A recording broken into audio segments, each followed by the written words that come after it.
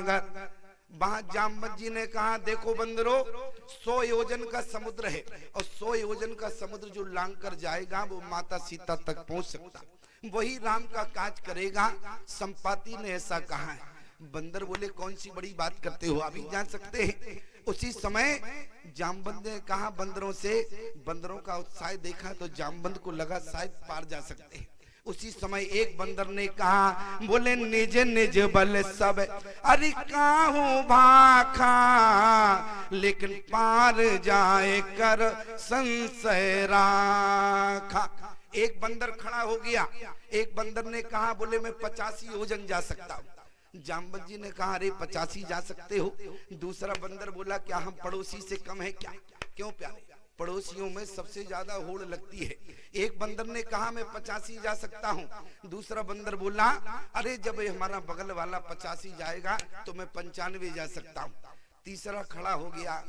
तीसरे ने कहा मैं 99 जा सकता हूँ। जामवंत जी ने कहा काम 99 से नहीं बनेगा, 100 योजन का समुद्र है और तुम्हें जो है 100 योजन पार करके जाना पड़ेगा, तब राम का काज होगा। लेकिन बंदरों ने कहा ताकत इतनी थी उतना मैंने बता दिया, अब हम में सामर्थ्य नहीं है। जामवंत जी ने कहा तो बैठ जाओ, जब सामर्थ्य नहीं है, 100 योजन का समुद्र है, जब पार नहीं जा सकते हो तो क्यों बात ऐसी कही। लेकिन प्यारे जरा बंदरों की बात देखिए। बंदरों ने कहा, बंदर ने इसलिए अपने केवल थोड़े से बल का वर्णन किया, बोले निज निज बल सब अरे काहू भाखा, और पार जाए कर संशय राखा। बंदरों ने कहा असमर्थता क्यों व्यक्त की। बंदर प्यारे केवल ये बताना चाहते हैं, ऐसे समझो कि एक जंगल में एक बार आग लगी, और एक जंगल में जब आग लगी प्यारे तो सारे जंगल के जितने पक्षी थे वो निकल के भाग खड़े हो गए। सारे पक्षी निकल कर भाग खड़े हो गए। कोई जो है आग बुझाने के लिए आगे नहीं बढ़ा। लेकिन एक छोटी सी चिड़िया थी, वो सरोवर में जाए, अपनी चोंच में एक बूंद पानी ले और जंगल की आग में डाले। किसी ने कहा कि चिड़िया तेरी चोंच में बूंद 2 बूंद पानी आता है, क्या तुम जंगल की आग बुझा पाओगी?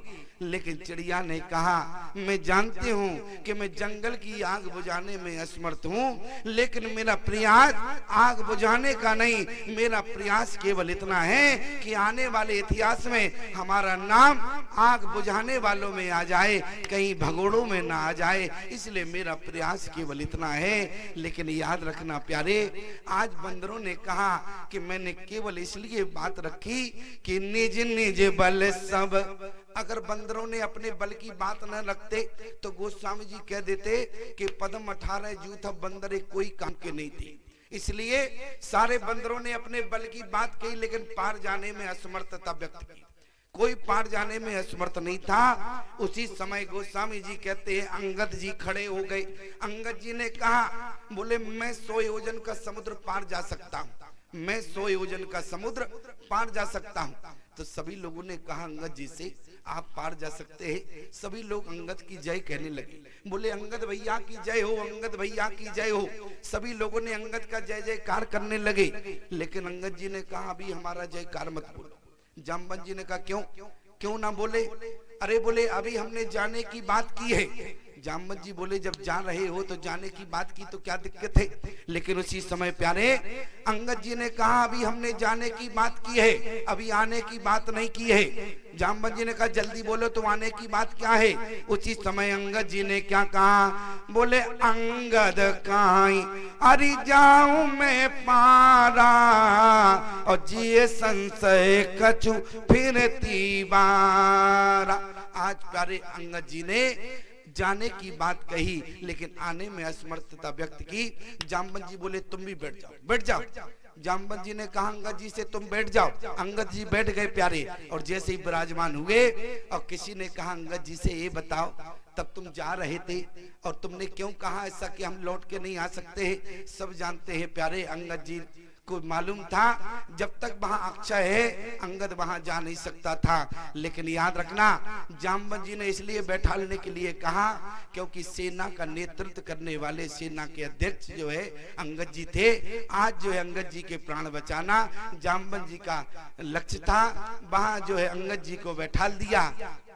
अंगद जी ने कहा एक बात बताओ, अंगद जी किस काल का नेतृत्व कर रहे हैं? बोले भविष्य काल का। राम काज किससे होगा? प्यारे ध्यान देना हमारी बात को। राम काज होगा वर्तमान से, न तो भूतकाल से होगा न भविष्य से होगा। अंगद जी किस काल का नेतृत्व किए? बोले भविष्य काल का। ऐसे समझो प्यारे कि घर में जब एक बालक होता है, घर में जब एक बालक होता है और कहीं जो है बूढ़े दादाजी के पेट में दर्द हो जाए, बूढ़े दादाजी के पेट में दर्द हो जाए और कहीं दादाजी ने कहा कि बेटा पेट में दर्द है, तो ईमानदारी से बताओ तुम नाती कहे कि दादाजी चिंता मत करो आपका इलाज हम करेंगे, और दादाजी कहें कि बेटा कब करोगे, और नाती कहे कि जब हम डॉक्टर बनेंगे, तो ईमानदारी से बताओ समस्या अब की है, बात कब की, भविष्य की हो रही कि नहीं हो रही। इसलिए अंगद जी ने क्या कहा? बोले अंगद काहे अरे जाऊं मैं पारा और जिए संशय कछु फिर तीवारा। और जिस समय जामवंत जी कहा बैठ जाओ और अंगद को बैठाल दिया क्योंकि भविष्य काल का नेतृत्व किया। उसी समय प्यारे अंगद जी ने कहा जामवंत जी से ये बताओ। बोले आप अपनी बात करें।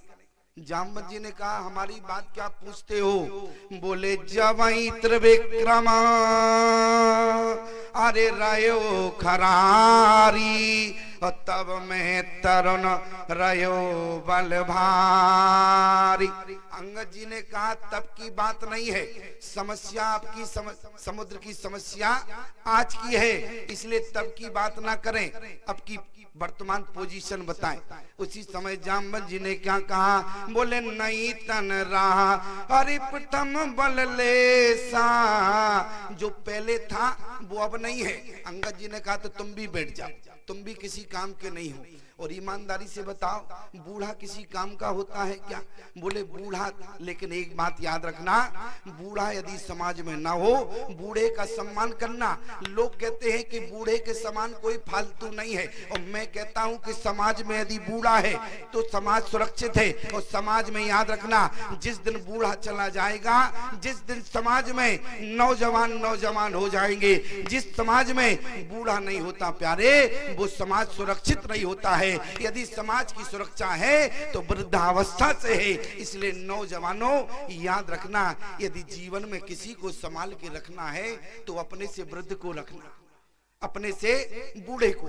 एक नौजवान बोला, बोले स्वामी जी ये बताओ ये बूढ़ा क्या काम करते हैं? बोले घर में कुछ नहीं, पड़े पड़े खाते हैं। हमने कहा केवल खाते ही नहीं है, तुम्हारी संपत्ति को रखाते हैं। बोले कैसे रखाते हैं? अरे जहां पर संपत्ति रखी है वहां पर तो हम ताला लगाते हैं, हमारा ताला संपत्ति को रखाता है। अरे हमने कहा मूर्ख, तुम्हारी संपत्ति को एक ताला नहीं रखाता। बोले फिर कौन रखाता है? हमने कहा हम मैं बताऊंगा। और आप भी विचार करना प्यारे, जैसे मान लो कभी किसी को शादी में जाना पड़ता है, किसी विवाह में, और घर के सभी लोग चले जाए, बूढ़ा घर में रहता है कि नहीं? बूढ़ा घर में रहेगा और उसी समय चोर आवे घर को एकांत देखकर। लेकिन प्यारे वृद्धावस्था में बूढ़े को नींद नहीं आती है। बूढ़े को नींद आती है जब ज्यादा बुढ़ापा हो जाता है, तो वृद्धावस्था में नींद नहीं आती। तो आप कहेंगे नींद नहीं आती तो क्या आता है? नींद नहीं आती प्यारे, लेकिन वृद्धावस्था में खांसी बहुत आती है, बुढ़ापे में खांसी आती है। और ईमानदारी से बताओ एकांत घर को पाकर जिस समय घर में चोर घुसते हैं उसी समय बूढ़े को खांसी आती है। और जैसे ही बूढ़े को खांसी आई तो ईमानदारी से बताओ चोर समझेगा घर में कोई जाग रहा है तो चोर भाग जाएगा कि नहीं? और ईमानदारी से याद रखना प्यारे, जो आपकी संपत्ति को रात भर जाग रहा है, रात भर खास रहा है, जो आपकी संपत्ति को रात भर खास के चोरों को भगा रहा है प्यारे, आपकी संपत्ति को रखा रहा है, मैं कहता हूं प्यारे उससे बड़ी जीवन में कोई संपत्ति नहीं होती है। इसलिए नौजवान को चाहिए अपने वृद्धों के संरक्षक में रहें, वृद्धों के अनुशासन में रहें, तभी उनकी जवानी का मूल्य मूल्यांकन सही होगा। याद रखना प्यारे, जहां पर नौजवान होते हैं वहां झगड़ा ज्यादा होता है। जहां पर नौजवान होते हैं वहां पर झगड़ा ज्यादा होता है। एक नौजवान से हमने कहा क्यों झगड़ रहे थे? अरे बोले स्वामी जी क्या बताएं, ये तो हमारी जवानी की बात है। हमने कहा तुम्हारी जवानी? अरे जवानी का मतलब क्या होता है? अरे बोले हमारी जवानी है इसलिए तो हम किसी को गांव में सेंटते नहीं है। बोले ना हम बूढ़ों से डरते हैं ना बच्चों को सेंटते हैं। हमने कहा क्यों? अरे याद रखना, यदि जवानी का नाम अपने माँ बाप को गाली देना है, यदि जवानी का नाम अपने माँ बाप का अपमान करना है, यदि जवानी का नाम अपने मोहल्ले वालों को, अपने बड़े बूढ़ों को अपमान करना है प्यारे, यदि जवानी का नाम अपने से बड़ों का अपमान करना है, तो परमात्मा तुम्हें बचपन से बुढ़ापा दे देगा, जवानी जीवन में नहीं देता। जवानी का नाम है अपने से बड़ों के अनुशासन में रहना, इसी का नाम जवानी है प्यारे। आज